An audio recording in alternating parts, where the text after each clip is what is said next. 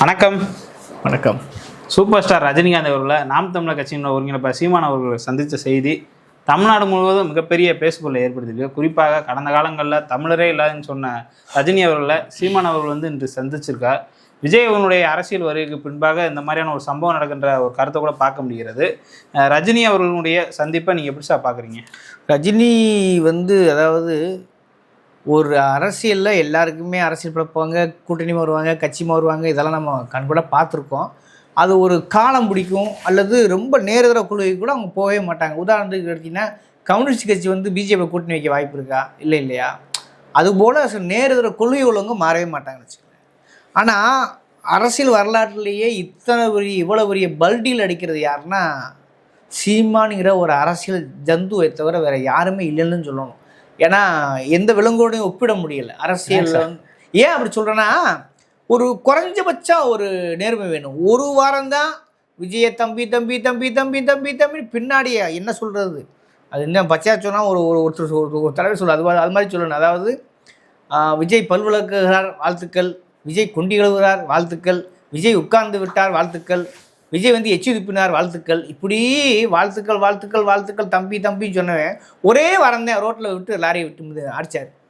கண்கூட பார்த்தோம். இப்போ என்ன ஆயிடுச்சுன்னா, இணையதளத்தில் அவருக்கு ஈக்குவலாக ஆன்லைன் அதிபர் சீமானை சொல்லுவோம் இல்லையா, அந்த ஆன்லைன் அதிபருக்கு இணையதளத்தில் ஈக்குவலாக குறிப்பாக விஜய் ரசிகர்களும் இருக்காங்க. அடித்து துவைச்சி எடுக்கிறான்னு வச்சுக்கோங்க, தாங்க முடியல, பூரா ஆமை குஞ்சில் வறுத்து எடுக்கிறான்னு வச்சுங்களேன். அதனால் ஆஹா ஏதோ வாயை விட்டோமே தப்பிச்சுட்டே, நீ ஒன்றும் பண்ண முடியாது, நீ என்ன எப்படித்தான் விஜய் சமாளிக்க போகிறான், ஓட்டு சதவீதம் எப்படியுமே 2-3 போயிருன்றாங்க. விஜய் முழுக்க முழுக்க ரசிகர் ஓட்டு தான், சின்ன பசங்க ஓட்டு தான், அது அப்படியே விஜய் போயிருன்னு சொல்கிறாங்களே, என்ன பண்ணுறது ஏது பண்ணுறதுன்னு முழிக்கிறாரு. அதுக்கு எதை தின்னா பித்தம் தெளியும்ன்ற ஒரு மனநிலைக்கு போய் பிஜேபி கொடுத்த அஜெண்டாவை அவரால் நிறைவேற்ற முடியலை, கூட்டம் இருக்குன்னு காட்ட முடியலை. 2026 கட்சி திவால். அது மட்டும் இல்லாமல் வாரத்தில் ஒரு நாளைக்கு ஒரு மாவட்ட செயலாளர் வெளியே போயிட்டே இருக்கார்.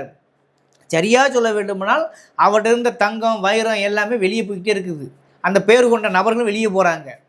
அப்போ என்னதான் செய்கிறது அப்படின்னு பேசும்போது மேலிடம், குறிப்பாக பிஜேபியிடம், அவருடைய குருநாதரிடம், ஆர்எஸ் குழுக்களிடம் கேட்கும்போது என்னதான் செய்கிறதுன்னு கேட்கும்போது, அவர்கள் கொடுத்த ஐடியாவில் அவர்களுக்கு அரசியல் புரோக்கர் வேலை செய்யக்கூடிய ரவீந்திரன் துரைசாமி ஒரு ஆர்எஸ்எஸ் காரன், அவன் அரசியல் புரோக்கர், ஆர்எஸ்எஸ் காரன், எல்லாருக்கும் தெரிஞ்ச விஷயந்தான்.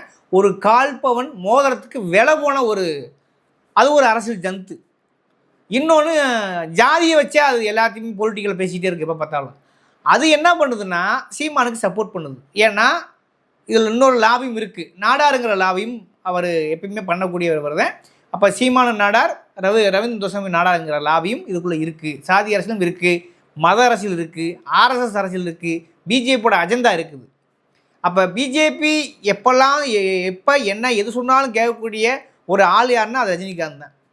ஆனால் உடல்நிலையை காரணம் காட்டி அரசியலுக்கு வருவதை தள்ளி போட்டு தப்பித்து விட்டார். அவர் கொஞ்சம் அந்த விஷயத்தில் விவரமாக தப்பிச்சிட்டார். ஆனாலும் கூட அவ்வப்போது பிஜேபி ரஜினியை ஒரு ரோல் பண்ணிகிட்டே இருக்குது.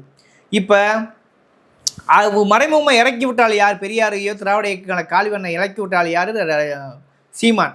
இப்போ இது அரசியல் புரோக்கர், அதாவது ரவீந்திரன் துரைசாமியை சொல்லி முதல்ல அவரை கூட்டிப்போ, அங்கே ரெடி பண்ணு, இருக்கிற கூட்டத்தை கொஞ்சம் சரி பண்ணுங்க, எப்படியாவதும் திமுக வரக்கூடாது, அதே சமயத்தில் ரஜினிகாந்தோடைய ரசிகர்கள் சீமானுக்கு சப்போர்ட் பண்ணணும்.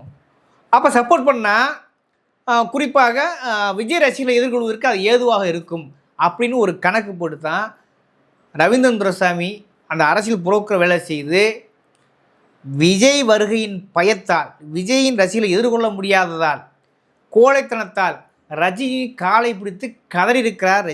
ரஜினியின் காலை பிடித்து சீமான் கதறியிருக்கிறார். இதுதான் நடந்த விஷயமே தவிர இதில் வேறு ஒன்றும் உண்மையே கிடையாது. வேட்டையன் படம் நல்லா இருந்துச்சு, அதை நான் பார்த்துருந்தேன், நல்லா சிறப்பான ஒரு படம், அதனால் சூப்பர் ஸ்டார் வாழ்த்து. அப்போ வேட்டையன் படம் இதுக்கு முன்னாடி எல்லா வந்த படத்தையுமே எல்லா வந்த படத்தை பார்த்து ரிவ்யூ பண்ணிட்டு அவங்களோட உட்காந்து ரூமில் அரசியல் பேசினாரா சீமானுக்கு முன்னாடி? ஏன் ரஜினியை பார்த்து அரசியல் பேசுகிறேன்னு அரசியல் பேசுகிறான்ற விஷயம் போயிருக்கு உள்ள. இதில் விட கொடுமை என்னென்னா, வெளியே அது பிரஸ் மீட் கொடுக்குது. என்ன சொல்கிறாருன்னா, கடந்த காலங்களில் ரஜினி தமிழ்நாட்டில் ஒரு அரசு வெற்றிடம் இருக்குன்னு சொன்னார், அது உண்மையான்னு கேட்குறாங்க. ஆமாம், அவர் சொன்னது உண்மை தானேன்னு சொல்லி இந்த வாய் சொல்லுது.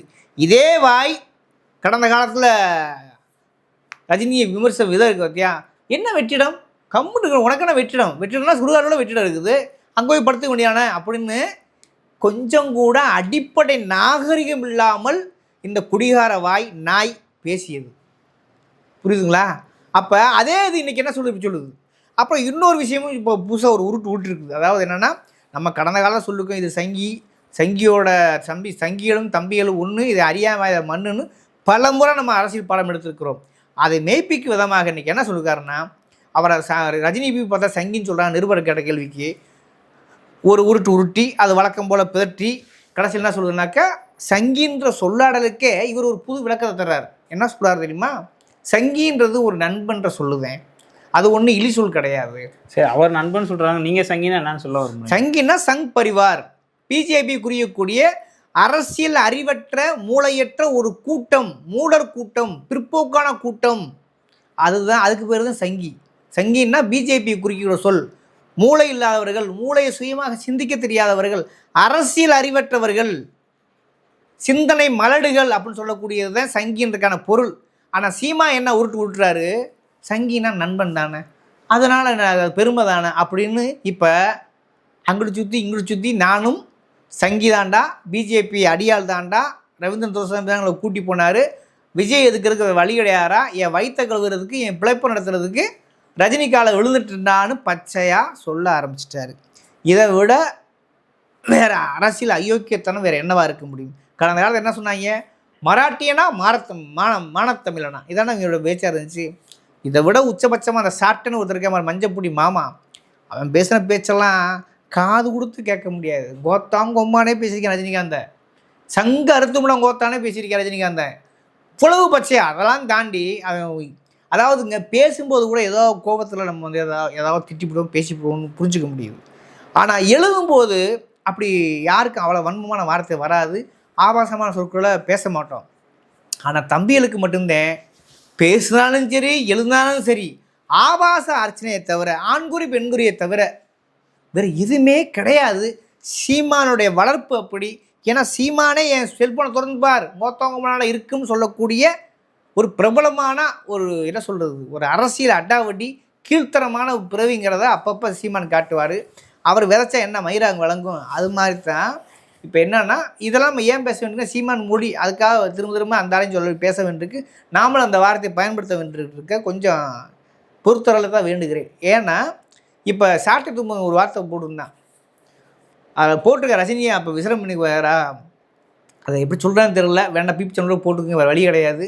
ரசினி யாரா ரசினி அப்படின்னு சொல்லிட்டு ஒரு ஆண்குறிய மயமை வச்சுட்டு, ஒன்று உங்கள் ஆத்தா தப்பு பண்ணியிருக்கணும், இல்லை எங்கள் அப்பையும் தப்பு பண்ணியிருக்கணும். அதை விட நல்லா கவனிங்க, உங்கள் ஆத்தாங்கிறதுக்கு ரஜினியோட தாயார் ரஜினியோடைய பெண்வெளியை பயன்படுத்துகிறான், இவனுடைய தாத்தான்றதுக்கு ஆண்வெளியை பயன்படுத்துகிறான். இதுதான் பெண்களோட பார்க்கக்கூடிய பார்வை. இந்த மானம் மரியாதை வெக்கம் அசிங்கப்படுத்துக்கலாமே ஒரு பெண்ணை வந்து ஒரு போக பொருளாக இச்சை பொருளாக அதாவது வசைவு பொருளாக காட்டுறதுக்குல்ல, அந்த மனநிலை சங்கிகளுக்கு ஒன்று தான் தம்பிகளுக்கு ஒன்று தாங்கிறத சாட்டு ரொம்ப அதில் காட்டியிருப்பேன். அப்படி போற்றவங்க இன்றைக்கி முட்டுறாங்க. ரஜினி ஒரு பெருந்தலைவர், ரஜினி ஒரு நல்லவர், ரஜினி ஒரு சூப்பர் ஸ்டார், அவர் வந்து தனிப்பட்ட பண்பட்ட மனிதர், அப்படி இப்படின்னு உருட்டுறாங்க. பார்க்க சகிக்கலைங்க. அரசியலில் இப்படி கூட கொடுமை நடக்குமா அப்படின்னு சொல்லிற அளவுக்கு நமக்கு வேதனை தான் மிஞ்சி நிற்கிறது. அதை தாண்டி ஒரு பக்கம் சிரிப்பு குபீரென்று வருகிறது, மகிழ்ச்சி குபீரென்று வருகிறது. ஆக எப்படியெல்லாம் ஆடிய சீமான், என்னென்ன வித்தைகளெல்லாம் காட்டிய சீமான், கடைசியில் ரஜினியின் காலை பிடித்து கதறியிருக்கிறார் என்பதுதான் உண்மை. இது வந்து தமிழக மக்களிடையே ரஜினியும் சீமானும் ஒன்றுதான், பிஜேபியும் சீமான் ரஜினி ஒன்றுதான் என்பதை மிக தெளிவாக அறிந்து கொண்டிருப்பார்கள். ஏனென்றால் அரசியலில் ஓரளவுக்கு முதிர்ச்சி பெற்றவர்கள் தமிழர்கள். இந்த அடிப்படையில் சீமானும் ரஜினியும் அம்பலப்பட்டு போயிருக்கிறார்கள் என்பதுதான் என்னுடைய கருத்து.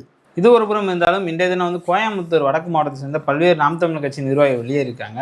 குறிப்பாக அவங்க சொல்லக்கூடிய ஒரு முக்கிய கருத்தாக, அருந்ததியர் மத்தியில் எங்களால் வேலை பார்க்க முடியல, சீமானவர்கள் வந்து அருந்ததியர் வெறுப்பு பேச்சை நிறுத்துன்ற மாதிரியான ஒரு கருத்தை முன் வச்சிருக்காங்க.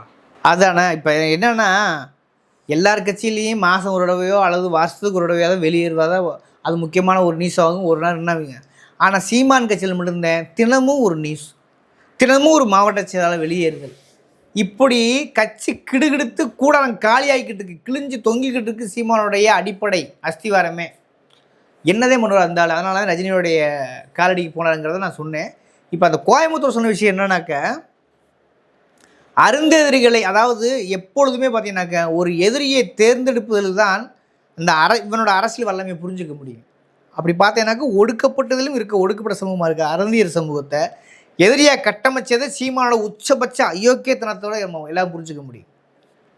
எப்படி பிஜேபி வந்து ஒரு முஸ்லீமை வந்து ஒரு சிறுபான்மை மக்களாக முஸ்லீம் வந்து எதிரியாக கட்டமைக்கிறாங்களோ, அதே மாதிரி தான் நாம் தமிழ் கட்சி சீமானும் மொழி வழியாக, அதுவும் வீட்டில் ஏதோ ஒரு பேசக்கூடிய அல்லது வீட்டில் அதாவது நான் சொல்ல அருந்தி சமூகம்னு சொல்லலை, எல்லாருமே வந்து வீட்டில் ஏதாவது ஒரு மொழி பேசுவாங்க. அதே சமயத்தில் அருந்தி சமயத்தில் நல்ல தமிழ் பேசக்கூடிய பிரிவுகளும் எக்கச்சக்கம் உண்டு. இதெல்லாம் தெரிந்தும் தெரியாதவர் நடித்து கொண்டு அவர்களை எதிரியாக கட்டமைப்பதற்காக இப்படி வன்மமான சொற்களை பயன்படுத்தினா, அதனால் அருந்தியர் மக்களுடைய மத்தியில் அவருக்கு கொடும்பாவில் இருக்கிறார்கள். அவர்கள் ஒரு ஓட்டோட போடலை. அது ஒரு பெரிய வீழ்ச்சி. அந்த வீழ்ச்சியின் தொடர்ச்சியாகத்தான் நீ கோயம்புத்தூரில் இந்த நிர்வாகி பேட்டி கொடுத்துருக்காங்க நம்புகிறேன். இப்போ கோயம்புத்தூர் மாவட்ட செயலாளர் நினைக்கிறேன், அவர் வெளியேறிட்டார். இப்படி நீங்கள் கட்சியில் உள்ள உறுப்பினர் வெளியேறத விட பெரிய விஷயம் மாறாதுங்க. ஆனால் மாவட்ட செயலாளருங்கிறது ஒரு கட்சியோட அடிப்படை கட்டமைப்பு. அந்த கட்டமைப்பை நிர்வகிக்க துப்புள்ளாத மானங்கட்ட வெக்கங்கட்ட அந்த சீமான் இன்றைக்கி ரஜினிகாவில் போய் விழுகிறாருனாக்க, நீ உருப்படியாக குறைஞ்சபட்சம் ஒரு துள்ளி அறமாதம் அரசியல் நாகரிகம் அரசியல் நாணயம் இருந்திருந்தா இப்படி ஆட்களை வெளியே போட மாட்டார். ஆனால் இன்றைக்கி ஒரு நியூஸாக அனைவன் நாளைக்கு ஒரு நியூஸ் வரும். 2026 வரை இந்த நியூஸுங்கிறது தொடரும். மாவட்ட செயலாளர் வெளியேறுவார்கள். ஏன் மாநில நிர்வாகிகள் நிச்சயமாக தடாலடிய அந்த நவம்பர் 27 வெளியேறப் போகிறார்கள் என்கிற தகவல் எனக்கு வந்திருக்கிறது. அதுவும் நடக்கத்தான் வாய்ப்பு இருக்கிறது. சீமான் கூடாரம் அக்கு வேறாக ஆணி வேறாக கலந்து கொண்டிருக்கிறது. சீமான் அரசியல் அம்பலப்பட்டு போயிருக்கிறது. சீமானின் அறவை காட்டு பாசிச இனவாத பிழைப்புவாத அரசியலுக்கு 2026 தேர்தல் என்பது ஒரு முற்றுப்புள்ளி வைக்கப் போகிறது. அதற்கிடையில் தான் இந்த கதறல் பதறல் ரஜினியை கால் பிடிக்கிறால் நடந்துகிட்டு இருக்க தவிர சீமானுடைய அரசியல் வாழ்க்கை அஸ்தமனமாகி கொண்டிருப்பதுதான் எனது பார்வை. நன்றி சார். நன்றி.